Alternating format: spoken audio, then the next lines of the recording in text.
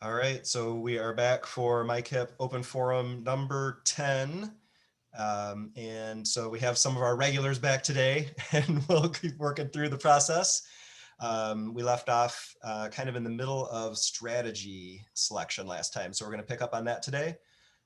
Just a reminder to anybody that might be watching on video that all of our resources are in the Open Forum calendar. I'll have that linked in the video description. And today, I just have one updated resource that I wanted to talk about a little bit. And last time, or maybe it was a couple times ago, we talked about the MICIP collaboration document that was put out by MDE. And I heard from the school improvement folks down at Ottawa that they made an enhanced version of this. And so there are several versions kind of out there, and I wanted to spotlight this one specifically because they did something with it that's I think is kind of cool. I'm going to zoom in on this a little bit. So what they did was they took the MICIP collaboration document that was put out by MDE, and then so it has everything in there that comes from MDE, but then they put a screenshot next to it about what that looks like in MICIP. And I thought that that was a pretty cool way to go about that. So it makes it really easy to understand, hey, when I put in my data analysis summary, where's it going to go? And so you can see there's just like a one-to-one kind of correspondence to what that looks like at that screen. And so I thought that was a pretty cool take on it, and thought that I'd like to maybe show that for what we're working on today. So so that is just the one new resource that I wanted to share today. Before we get into kind of continuing on from where we left off last time, just wanted to see if there was anything from the group as far as if you had heard anything from kind of out in the world about how things are going, or if you've gotten into the system and have been working on it and maybe either ran into a few snags or had some successes that maybe you'd like to share. Just wanted to kind of open it up before we get into the system to see if there's anything else kind of going on around with the folks that have been here. All right, I'll go real quick. So I'm sure Fatmi's been emailing with you, David, and we've gotten to the point where we're adding strategies, but we did realize last week when we were on the platform that we could not do a fishbone and the 5 whys. It was one or the other. Whereas I know when we did it together, I thought we could. Right? So you could go back and review that video. So we could only choose one or the other. Okay. And so what we did was we went through and we did the fishbone first. Correct. And we completed that whole process. And then we went back and we uploaded the fishbone that we created and put it in as a new data set. Right. And then when we went in and we actually completed the 5 whys. So so when we did the 5 whys, it cleared out anything that we had done in the fishbone. Oh, so we have a completed fishbone. So go back and add that as a data set. Absolutely. And then, yep. Okay. Yep. So you can take the fishbone and just go in, because at any time you can go in and add more data sets and just add it in as a data set, and it'll always be there. And you can even reference it in the goals or the interim or end targets or anything else like that. Okay. I'll make sure I'll let Fatmi know that. Then that makes a lot of sense. It's not as clear though. No, that was definitely a workaround that we did. It'd be nice if they would maybe allow both of those steps. Yeah. Because they're both valid ways to look at the data. Right. But yeah, so that's kind of the workaround for right now. Okay. I will let her know. Thank you. That makes sense. Yeah, because we went through the process, but then we were like, it's one or the other, and so. Yeah, so when we get in and review kind of where we've been, I'll show exactly kind of how we did that in the system. Okay. And I'll just bring up one other thing that Fatma had emailed me about with the strategy bank. She's she figured out quickly what we kind of pointed out last time, that not every strategy that you're going to want to put in is already in the strategy bank. And so any district can get access to the strategy bank, and I have that linked right here. So you can all you have to do is fill out the request form. And then once they grant your access to the strategy bank, the instructions for how to add the strategies are right below that. So anybody can add strategies to the strategy bank. What they're really going for is kind of like crowdsourcing these strategies, and then having all these different strategies that people can access. But I think inevitably most districts, when they get in, there are going to be some strategies that they want to put in place that maybe aren't already in the strategy bank. And so districts can add them themselves, and most ISDs are going to have somebody at them that probably could help out with that too. If a district didn't want to go through the whole process of learning it themselves, if they just had one or two strategies, they could probably reach out to their ISD. So anything else from just out in the field? Anything anybody that's been working on or heard? I'll ask a question if I may. Sure. I guess it's a question or for insights. So I'm going to be doing a process tomorrow with our leaders using the fishbone and then the 5 whys. So since our Dearborn friends have already been through that path, Hilda, I wonder if you just have anything you learned from that process that you could share, or Dave, if this is not the right time, maybe later. No, I'd love to hear it. Okay. Oh, okay. So, well, it was myself, Fatmi, and our director of assessment. And then we sat down, and before presenting it to our larger group, our district SIP committee, we really used, I think it was that one template that you shared with us, David, that had the different, or I don't know if it was you, or actually it was at the state conference. They talked about those, the 6 categories. So you're looking at, can I share my screen real quick? Sure. Sorry, I don't know. I can show you No, that way. It might be easier that'd be than much me. better. Let me And bring it up real fast. if you email me the resource, I'll get it linked in here Yes, too. I will. I apologize for not having it handy right away. But the reason we found it so helpful was it kept our I guess the bones or the scales or whatever you want to call them, it kept us focused. So that way you're not going off on a tangent, because that's what we realized was the biggest takeaway. Let me find it. There it is. All right. I'll bring it up. And David, I will share it with you as well. Okay. Sorry here. I put you on the spot, sorry. Oh, no, you're fine. You're totally fine. We just had this discussion last week, so that's why it was, there we go. All right, David just sent it to you. Okay.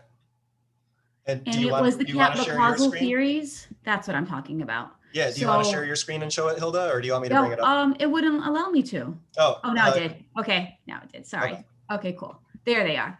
So when we did the different areas on there, so we looked at the infrastructure, we looked at our leaders, our curriculum, instruction, teacher, and students. So we made sure when we were looking for possible facts or reasons there, that's what we were organizing them by.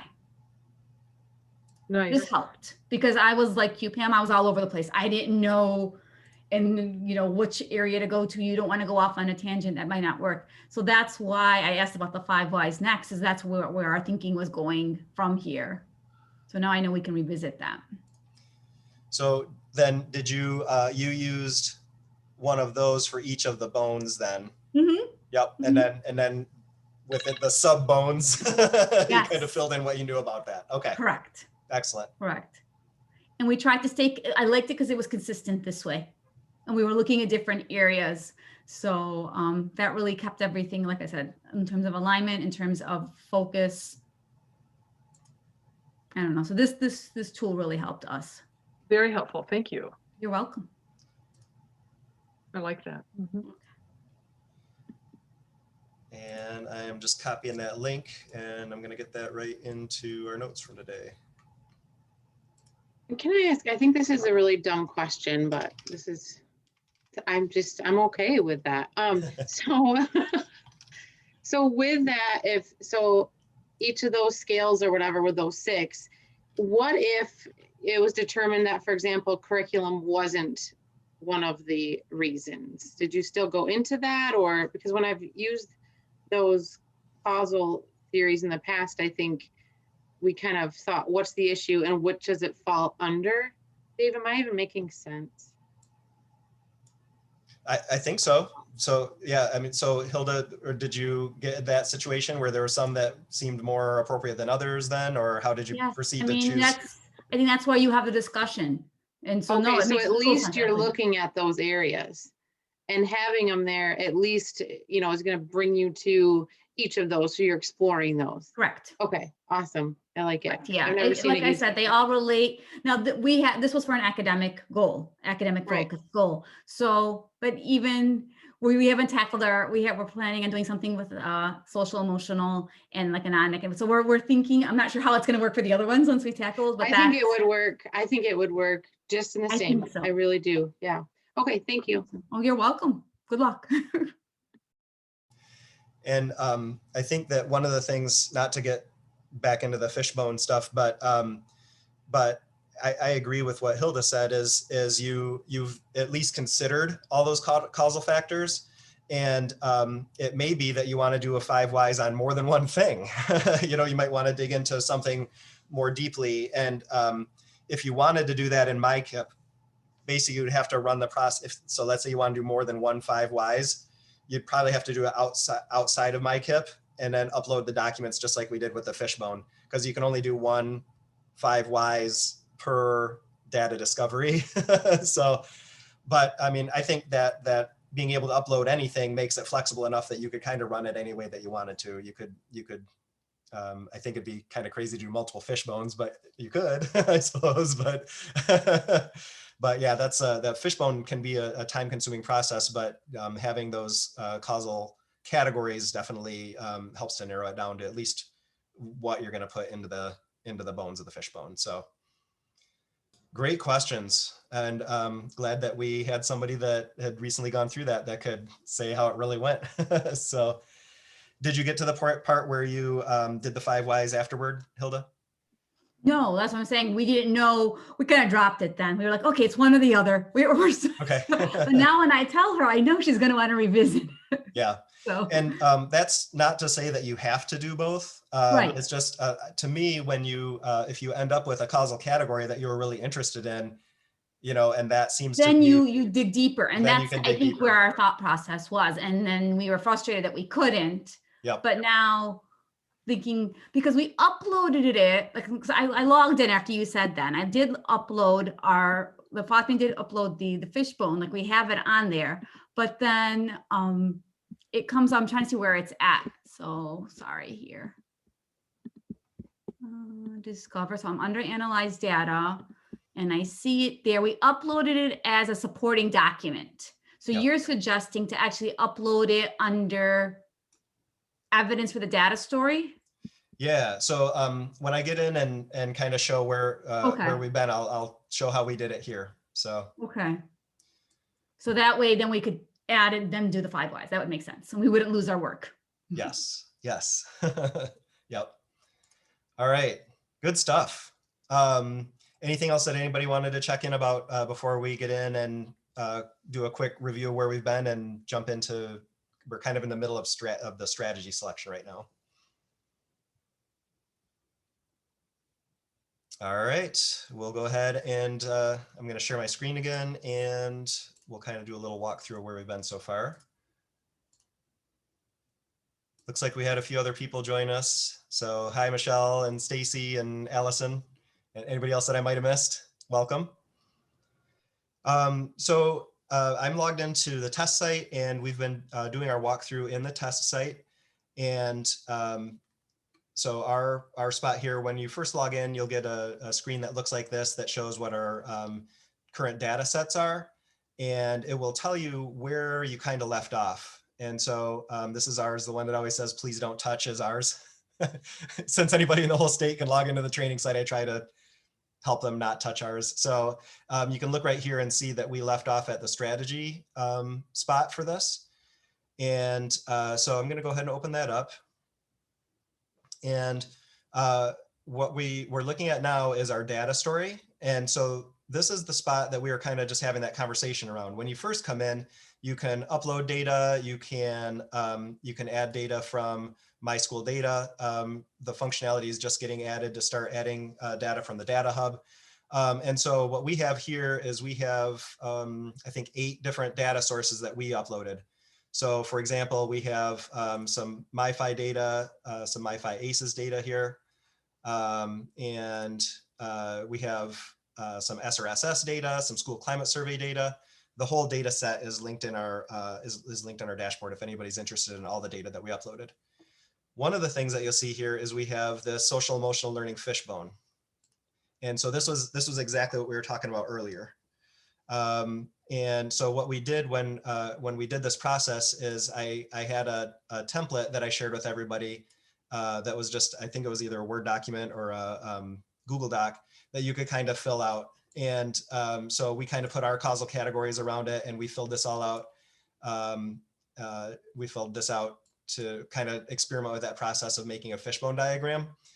And then what we did was we came back and we just uploaded it here. We said add a data source, and we uploaded the fishbone here as a new piece of our data set.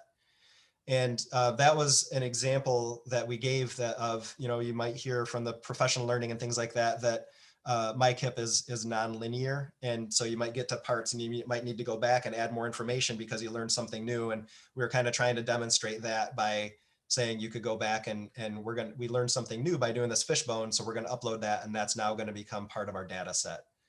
So it's important to have these data sets because you'll see later that you connect things to these data sets. You might connect tasks to these, you might connect interim measures, or you might connect end targets to these data sources. So it's really important to have good data sources that you reference while you're writing your data story. So that was kind of the next step that we did, was we did our data story.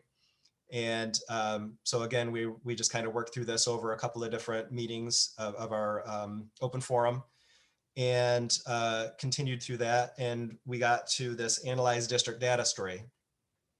And so this is what Hilda experienced, is if they selected a fishbone diagram and then went to change the tool to 5 whys, you get a message that says, are you sure? Because if you do that, you're going to delete the other thing you did, right? And so so that's where if you keep a copy of that, and now you upload that as another data source, you can use both of them if you want to.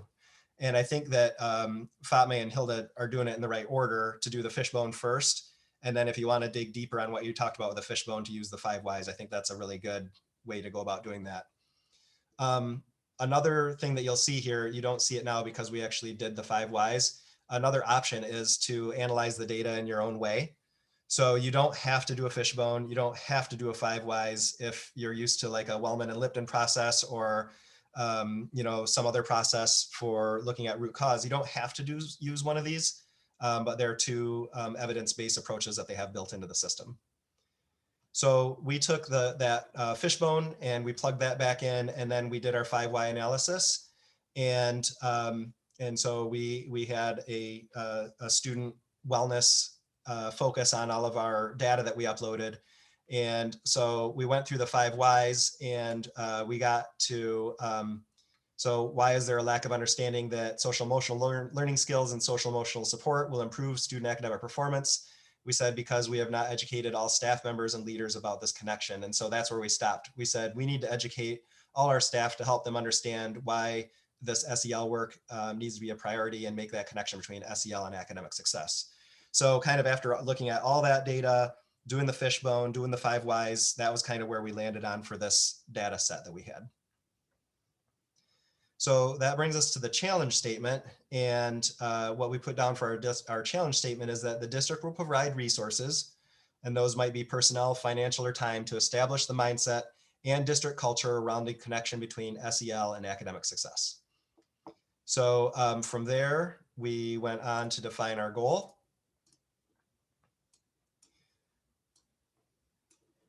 And so we made a goal, and when we made the goal, if anybody's looking at this and is like, that sounds like kind of a bad goal, we would probably all agree that we had a hard time at the goal level trying to think of all the different data pieces we were looking at and all that sort of thing. And so we ended up selecting this one. It could definitely be improved upon, I think, but we said that that we would use the tiered fidelity inventory, and we'd like to see our tiered fidelity inventory scores increase from 65% to 80%. And you'll see that we put that as one of our end targets. And also I'll talk about that here in a second. So the way that they list goals here, they do kind of list them out and they want them to be like a SMART goal, right? So it says that the goal should include a measure and a due date. And so we did include those things, and it ends up reading a lot like the end target that we set. So I think there's probably going to be quite a bit of overlap between goals and end targets. And one of the things that we didn't talk about too much when we did this, but I've been having a lot of conversation with people since, is that it's totally fine to have more than one end target. So we had just set one end target here, and that really read a lot like our goal. But it would be totally fine to set other end targets too here also. So like if we wanted to say, well, we'd like to see an increase on our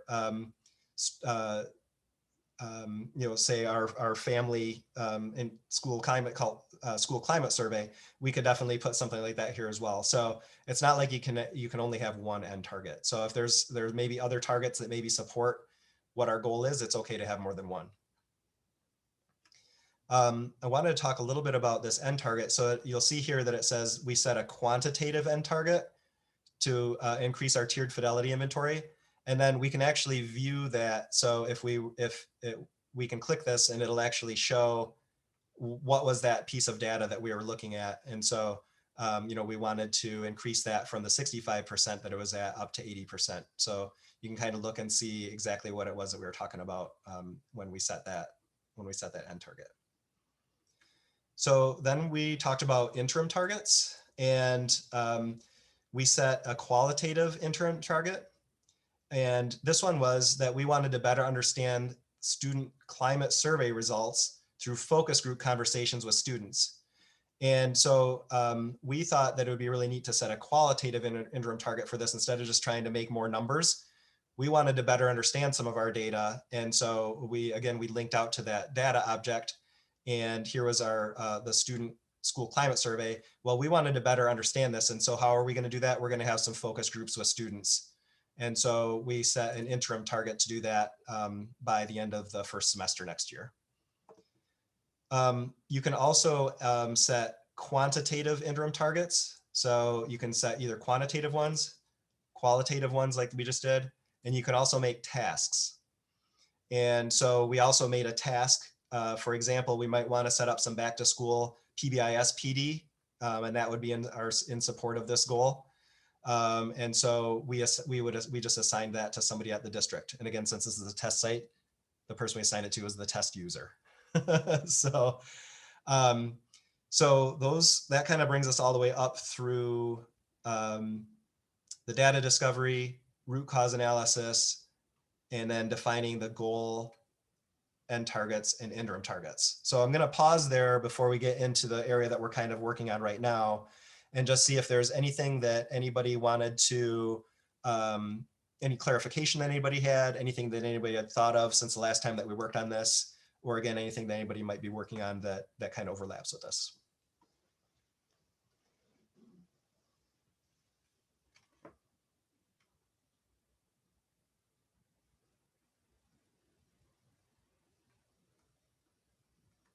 All right, hearing none, we'll go ahead and move on to kind of where we are now. So we are in the strategy area. Oh, Bill had a question here. Can you show or share the tiered fidelity inventory? I'm curious about that piece. Sure. So I'm going to pop back over to Discover Data. And so our tiered fidelity inventory is right here. Bill, can you let me know, do you have familiarity with the tiered fidelity inventory? Okay, so the tiered fidelity inventory, and we have a couple of experts on the line actually. Jenny, if you wanted to jump in and help out with this, I'll give a quick overview, but if there's anything that I missed, if you'd like to add, please do. So the tiered fidelity inventory really goes through either a district or an ISD's readiness to implement what they call effective innovations. And a lot of time, what we're talking about with that would be our PBIS system. And so there's a series of questions that are asked by a trained facilitator, and the leadership team votes on what they think their readiness is. They can give themselves a 0, a 1, or a 2 for all of the different questions that are asked for their readiness to put the system into place, in this case, a PBIS system. And so it's typically done a couple of times a year. And when schools start, their scores are very low, and then they can kind of set target areas for specific areas of the tiered fidelity inventory that they'd like to increase on. So Jenny, what would you have, or maybe Ashley, anybody have anything to add about the tiered fidelity inventory? I think that was a very nice summary, Dave, especially for somebody who doesn't use that tool. So the only thing I would add is I would probably change the word readiness to implementation. So it measures implementation of PBIS systems at tier 1, tier 2, and tier 3. Yeah, thanks. So really that percentage is showing how, not your readiness to implement, it's showing how much you've implemented then. Is that a better way to say it, Jenny? Yes. Okay. Yeah, so that percentage that you get, that's what that percentage is showing. So when we said we wanted to increase from 65% to 80%, then our system at that point would be 80% implemented. Bill, is that an okay overview? Does that kind of get you pointed in the right direction?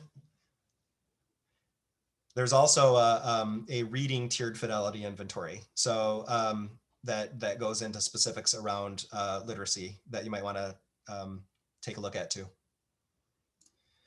All right, so I think we're back over on plan. We're at manage strategies.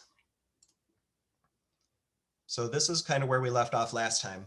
And we did a little kind of sidewalk onto the strategy bank.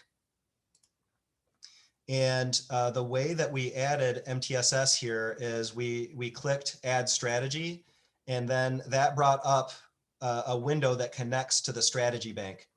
And when we're here, we can either search strategies or we can browse strategies. And the way that we got to where we were going, we went to non-academic because that's kind of where our goal area is set. And we looked under social emotional learning, and we thought we want our strategy to focus on, we wanted it to be MTSS. So that was how we selected that. When you click it, it'll tell you more information and that sort of thing.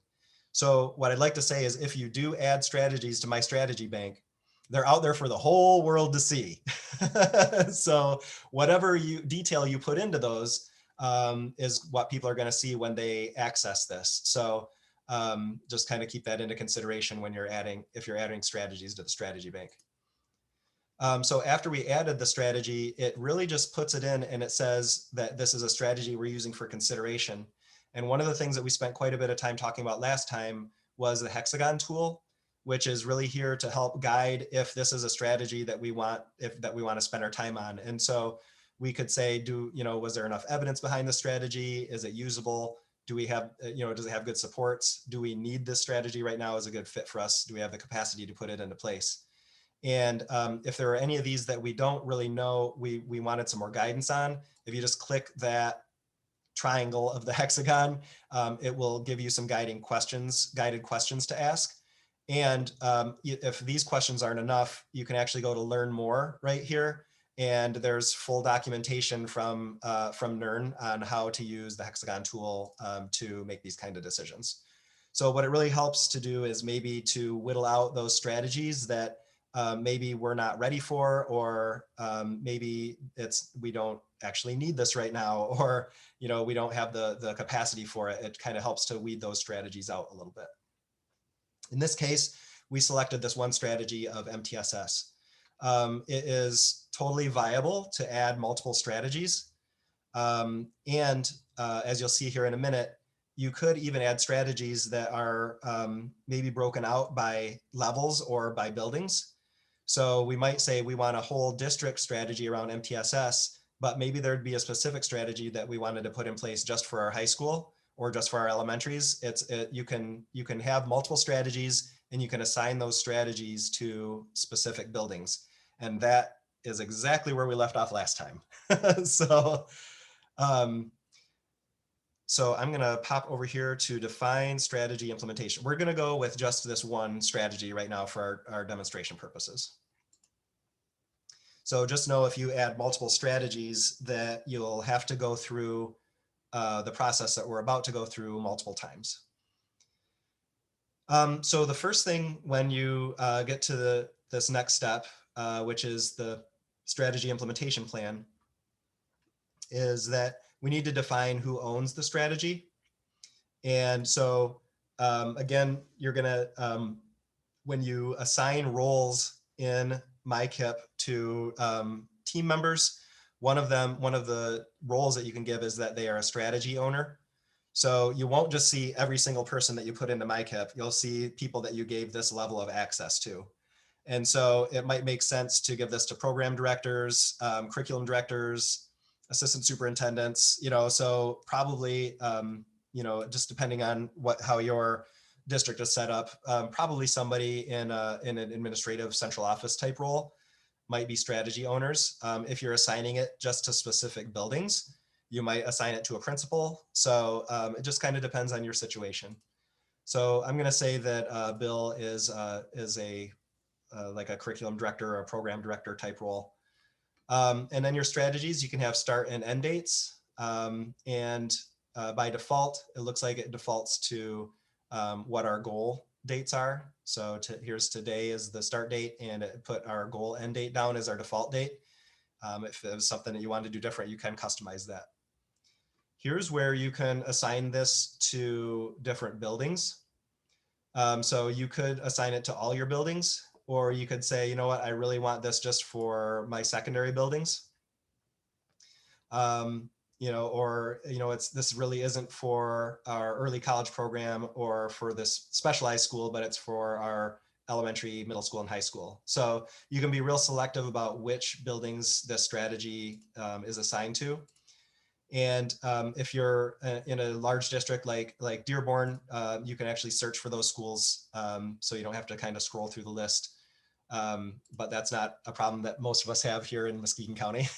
So we should be able to see all of our schools kind of just on the list here. But it's always okay to just hit select all active, and this will be assigned to everybody if this is a district-wide initiative that you're trying to put into place. So once you've decided who owns it, the start and end dates, and which buildings it is assigned to, the next part is to decide on your activities. And so this is another spot where we can really get into who owns it and those sorts of things. And so I'd like to put in an activity. So if our strategy is around MTSS, I think I'll throw out an activity. I'll see if Jenny maybe has a better one, but I'll throw an activity out of, that we would like to make sure that we have we do our annual kickoff presentations with the kids to go over all of our PBIS behavior expectations. Jenny, does that sound like an okay activity to throw in here for an MTSS strategy? Yes, sure. That sounds Okay. great. If you have a better one, you feel free to throw it out there. Well, I was going to say, if they're really connecting it to the TFI, you're going to Yeah, get really ahead. great actions. And one of them may be that, Dave. So nice job. Sorry, was that an agreement with this, or do you have a different idea? No, absolute agreement. Okay, Yeah. all right. So we will have our, I'm just going to call it our kickoff expectations presentations with kids.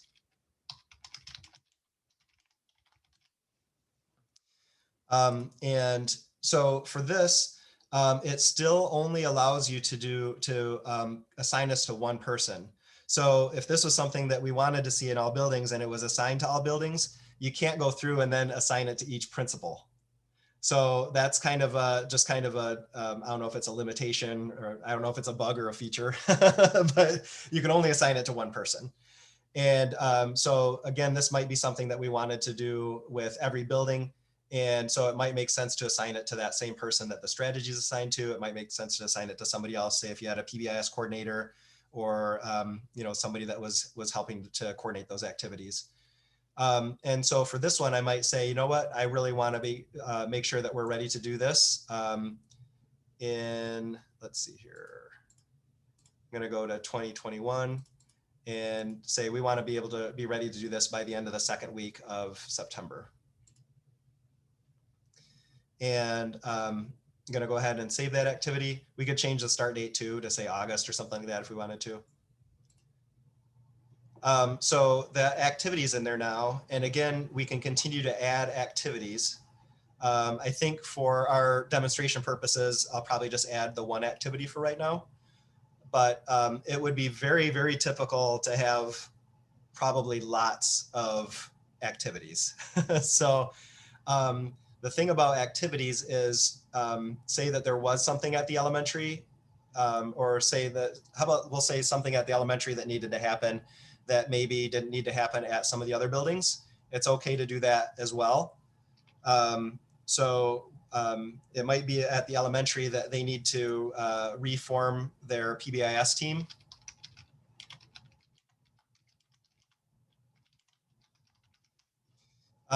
So maybe something happened there and some key people left or something like that, or maybe they kind of got distracted by COVID for a year and didn't have the team going or something like that. You could reform the PBIS team, and you could assign that. Let's say that Sean is actually the principal at that building. You could assign that activity to Sean. So you can assign different levels. You can have that who can be strategy owners and who can be strategy implementers are two different levels that you can assign people in MICIP. So those are just some things to consider as you're assigning roles in MICIP. So when you're adding those activities and assigning them, you wouldn't repeat them for each building, right? You don't recommend that, because I'm just trying to imagine. Yeah, yeah. So the kickoff expectations presentations, if that was Right. something that we wanted to have happen in every building, then I would say that that's sort of like, that's a district level activity, right? Okay. And I might assign that to a district level person to make sure that that is completed, like a PBS coordinator or a, curriculum director or whatnot. And then if you want to have some building level activities, the way that there's not a way to assign them specifically here, I think that a good naming convention might be to include them in the actual activity name. Okay. And then assign them to a building person, whether that's the building leader or maybe a member of their leadership team. Okay, I'm trying to think like how we would just do it. I mean, with the multiple elementaries and the multiple high schools and middle schools. And you might need to kind of back up and think about how you're assigning your strategies also. Right. So if the strategy is maybe more applicable to elementaries, right, you could make more batches of elementary strategies, secondary strategies, so I think that there's definitely, this is just kind of one way to kind of think through it, but it's flexible enough that for your situation, it might make sense to be a little more specific on the strategy side about where that applies. Then it'll help with the activity side. Yes. And then are they notified? Yes. So they do get notifications, and so I can't remember if they actually get them in, if they actually get them to their email, or if it is some other kind of notification, like the next time they log into MICIP or something. So I need to take a note and follow up on that one. But there is notification, and there is like a prompt for them to provide feedback on if they finished that or not. And that's something that we'll get into. I don't know if we'll get into that next session, but at an upcoming session, there's a way for them to give feedback on if they completed the activity. And that actually is how, one of the ways that the program evaluation is completed in MICIP. It's with what they, makes sense. That's kind of how that loops in there. Okay, thanks. Yep. Dave, can I ask a question also? Sure. So I know, a lot of what we're doing right now is just learning how to use the tool, but thinking through like the logistics around this, I know you had a recommendation with the diving into the data to do that outside of the system and then bring it in here. And I'm kind of wondering if that would be the same case with our activities. And, for the example we're using, let's say the district is, we're going to do PBIS across our district K-12, and we want all of our buildings to be at least 80% on the TFI by the end of the school year. So the district sets that goal, but the action planning that happens along with that tool happens at the building level. And so I'm wondering if district sets the goal and interim, maybe even interim goals, but then the actions could be identified for each team at a building level and then pushed up. And then they could be filled into MICIP. Would that make sense? Yeah, and I think if there's a lot of like detail work and kind of like lots of interim steps and like these small cycles of improvement that are going on, I personally wouldn't try to put every single detail like that into MICIP. I think, trying to think of what's the grain size that might be appropriate to put into MICIP would be a good thing for the team to think about. And yes, I still would hold to do all of this outside of MICIP and then just kind of put it in. And then that will help with the monitor. I mean, then that lets MICIP help with the monitoring, but you don't need to be trying to think through all this stuff with a team with this up on the screen. Like that's like the last thing you want to be doing. So, but I'll give you an example. I was working with one of our districts and they're involved with the blueprint, and they use a blueprint tool to track and monitor their implementation of some smaller scale improvements that they're doing. And they're like, we don't want to recreate the blueprint tool in MICIP. That would be like double documentation. And so what we talked about was, why don't you put smaller interim targets to say, we're going to monitor using our blueprint tool quarterly. Okay, that's their interim target, is they're going to use the blueprint tool quarterly. Then all of the detail about how they're monitoring that and the things that they're monitoring and all that sort of thing are all in the blueprint tool. They don't need to recreate all of that in MICIP. So I'm not sure if that is that kind of getting at, there's the same thing with the TFI. You wouldn't want to go in here and put in everything that you're trying to do for the 10 different areas of the TFI that you're working on. You just want to put in that you're monitoring it with the TFI. So that'd be my suggestion. Think about the grain size and what needs to be tracked here, and then just kind of track it to that level, because otherwise you could micromanage it to death, I think. Yeah, that's really helpful. Thanks. Go ahead, Pam. Okay, well, so a different but related question. When you talk about grain size, the other thing that comes to mind when we talk about activity is funding. And I think regardless of the grain size, if I'm understanding correctly, if we're going to fund an activity using our title funds, our federal funds, it needs to be in here. Is that still the case, like we've always practiced? So for this year, we're getting a very significant pass on that. Yeah, right. Yeah, this year is going to be unique there. Yeah, but I do think that probably even into the next year, we're still going to be learning a lot about the system. I don't have a crystal ball about it, but I think eventually we're going to want to, have our plans aligned with what we need for the funding. So I think that'll be something that we're working toward over the next couple of years. But yes, so we're going to get down to the funding piece here in a minute, and we'll start to be able to see what that's kind of all about. I'm also thinking about our grain size conversation, and I'm wondering if some of the this activity that I put in here might be too small of a grain size for this. I guess it depends on the size of your district, but I think it may be an appropriate activity around this would be to ensure that we have active PBIS teams, or an activity of PBIS teams meet at least monthly or whatever, something along those lines that would actually be applicable to more of the, more of the buildings. But so yeah, I think just kind of thinking about that grain size thing could apply to a lot of different situations.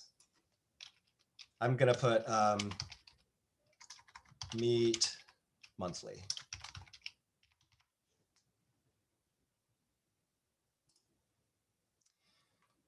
Okay, so and again, you could set that to say, I want to check that in a year to make sure that we're actually doing that and to that regularity. There's a lot of conversations that you can have with these as you put them into place.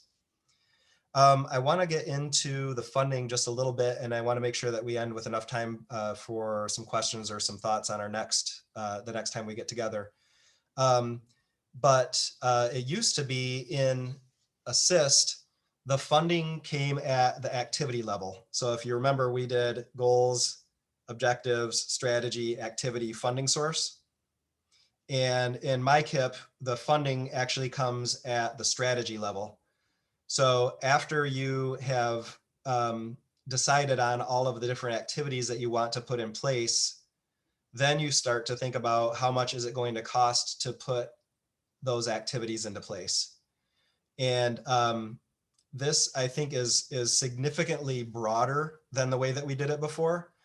So, you know, to put all these things into place, so kind of back to Pam's question, like if you were thinking about all of your Title I services, so if you put in a variety of Title I activities here, you're going to come up with the total funding of all those Title I activities. So, you know, maybe you had a Title I summer school, a before and after school program, and an intervention specialist.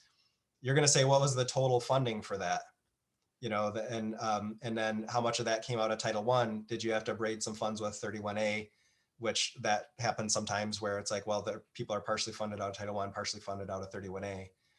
And so we're really talking about the total funding and then what some of the sources might be to pay for that.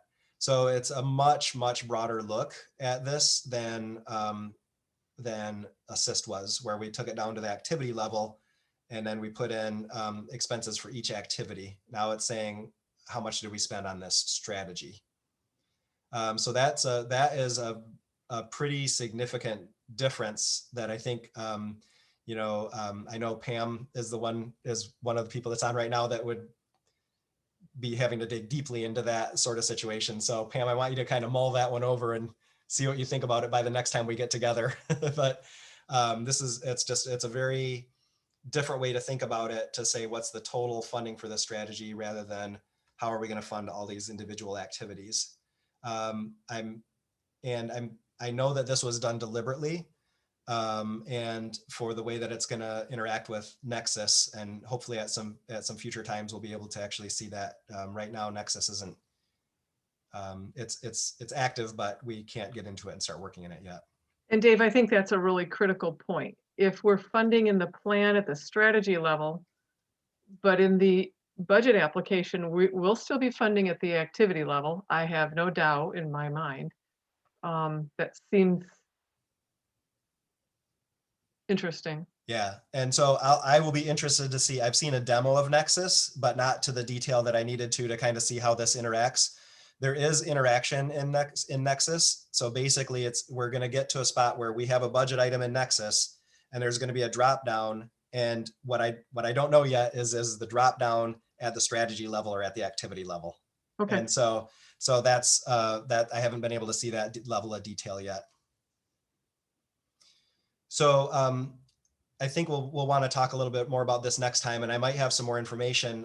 There's a MAS FPS professional learning series on Thursday this week, and the people from Nexus and MICIP are going to be there. And so we might have some more information to share about this part at our next open forum when we get together. So I think we'll want to talk a little bit more about this next time.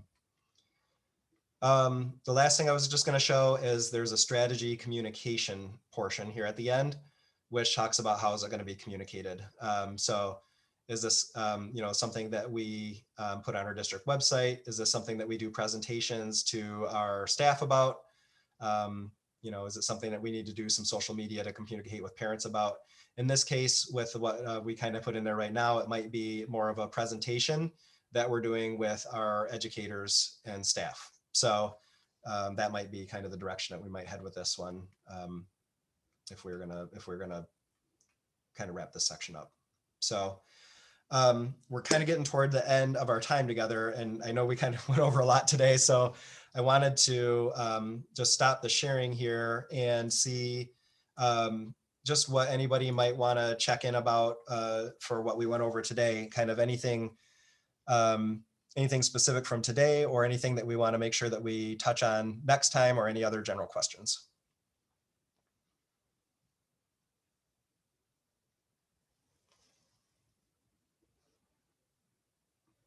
David, can I ask real quick, when assigning strategies or activities, or this is, I know, a part of uploading our users, will their buildings upload as well because like I'm logged in, as you were talking, I'm logged into our platform. And so Fatmi is the person uploading our users, and she started to upload some of our building principals, the ones specifically that are on our MICIP team, district team. Yep. But when I see their names, but I don't see their schools as a choice. Got it. So basically when you're in there, you just have this list of names to work off of. Yeah, but I don't see that question says what buildings are in the district can this apply to? Nothing's there. So my Okay. 34 schools are not available. Oh, so even above that at the strategy level, the schools Yeah. are listed? Yes. Oh, okay. So I don't know if it was something when Fatma was uploading there, but you have to include that information, don't you? I think, don't you add their name, their role, their email and all that, and their building, so. Yeah. Can you share your screen real quick? Yeah, wanna sorry. just want to see that I'm looking at the same thing that you're describing. I will. There it is. So this is the strategy details. I see Yep. Fatmi's name on the drop down. Yep. I see like Mervat is a building principal, Rima is a building principal. When I click on their name, look, nothing. I have no school. Yeah. Okay. So this this right here, that what happens in where it says what buildings in the district does this apply to? Mhm. That it won't matter who you select above. Oh, okay. So Okay. So what I'm seeing though is that I don't see buildings there. part. And they should be there. And I Okay. know that Fatme went through the process of adding all of your multiple buildings. times, yes. And I'm wondering if in the multiple times that she had to do that, if there was still some crossed wires about how those were added. So I think it might be beneficial to maybe just take a screenshot of this screen. Okay. And just send it through the MICIP help desk and just I'll tell say, thinking that we should be seeing our buildings right here. Yeah, I was a little, because we're at the point where we already started signing. Yes. So, I mean, it took us a week and a half to be able to get the My Strategy Bank. I know that was another thing. We were logged in. None of us could see any strategies. Okay. And we finally now have strategies. So we're like, yes, but now we're at the point where we're ready to start assigning. But if we don't have school, now there's no buildings. Yeah. Been a Yeah, slow so process. yeah, I think I would take a screenshot of that and send it in. Maybe it's an easy fix, or maybe I don't know. I have no idea why All that's right, not showing up. So thank you. yeah, and if and when you get that figured out, will you let me know Of course. what the results were? Just The response and the results were. or what, I'm always trying to collect the results. So when you figure that out, how'd you figure it out and what was the result? So I will keep you posted. Thank all right. you. Thank you. Anything else for the group?